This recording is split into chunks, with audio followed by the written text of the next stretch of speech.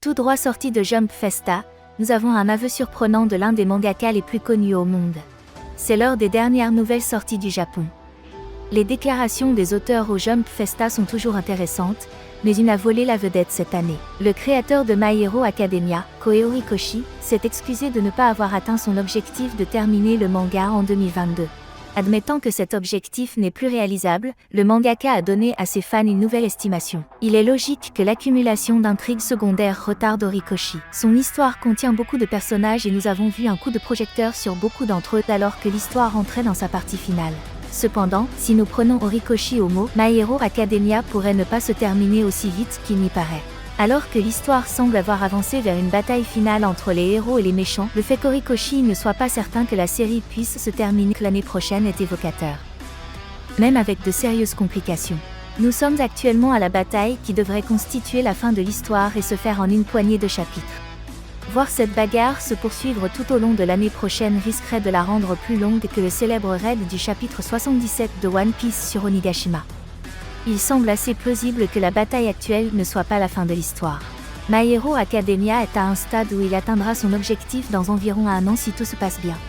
Cela fait maintenant plus de 7 ans que je dessine lentement, mais maintenant que nous sommes dans l'acte final, je prévois d'évacuer tout ce que j'ai économisé lentement jusqu'à présent.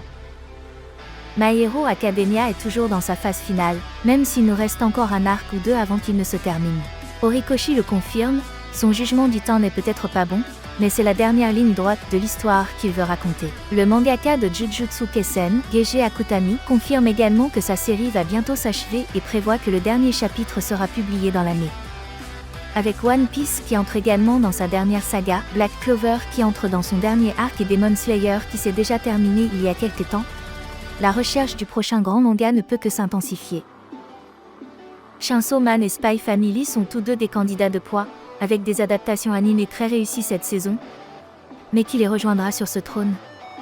Nous avons vu quelques annonces supplémentaires à la Jump Festa qui pourraient nous donner des indices. Le film Black Clover a une bande-annonce, tout comme l'adaptation du court manga Songland du créateur de Dragon Ball Z, Toriyama. Il s'agit toutefois de mesures provisoires et de projets à court terme plutôt que du point de départ d'une franchise durable.